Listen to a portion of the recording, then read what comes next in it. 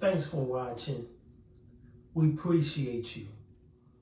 Please subscribe.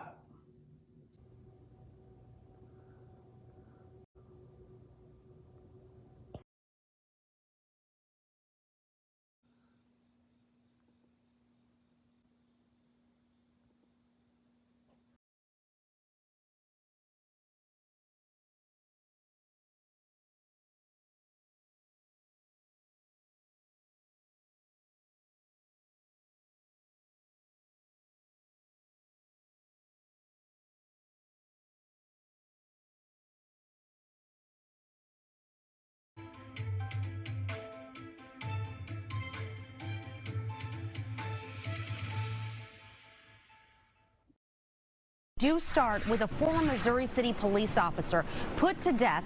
Fox 26's Sherman DeSell joining us now live from Huntsville, where Robert Fratta was executed just a little over an hour ago. Sherman. Yeah, good evening, Rashi. Fratta was pronounced dead a little after 7:40 p.m. after giving the lethal injection. He's the first in the state of Texas to receive that for this year. Among some of the witnesses to see this execution was one of his children, one of his sons, and his estranged wife's brother. Now, this is the conclusion of a nearly 30-year case in which the former police officer hired hitmen to kill his wife, Farah, as they went through a divorce and a custody battle over their 3 children. Now, earlier today, Fratta's defense attorneys tried to appeal the execution ruling. They claimed prosecutors were able to persuade a trial witness in their favor by withholding some evidence, but the Supreme Court denied that. Also, a Harris County civil court judge, Catherine Mozzie, issued a temporary injunction that prevents the state from using what she says are execution drugs that are expired. Pentobarbital is used in lethal injections in Texas. That's a common thing. The Department of Criminal Justice appealed that, and the Criminal Court of Appeals overruled that injunction. So family members, they chose not to speak tonight, but Harris County DA Kim Ogg did make a statement saying that the death penalty is deserved for the worst in America. Robert Fratta had his wife murdered to settle a divorce, something that millions of Americans go through. It was a premeditated crime. It involved 2 other people, a middleman and a shooter. And the victim, Farah Fratta's life, was negotiated down to $1,000 and a car. For this, she was murdered. Make no mistake about it, today is a day for Farah and her family. This is not about Bob.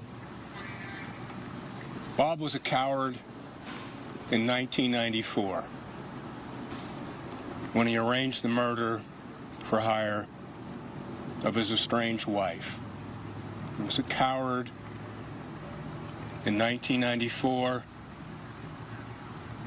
and 28 years plus later, he still was a coward.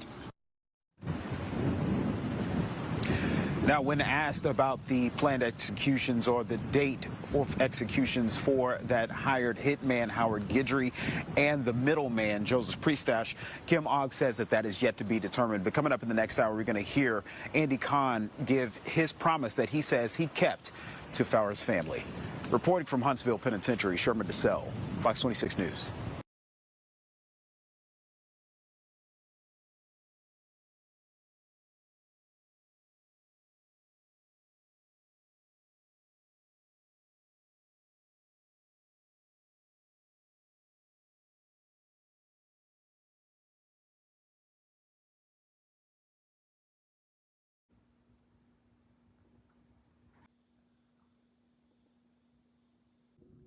Thanks for watching. We appreciate you. Please subscribe.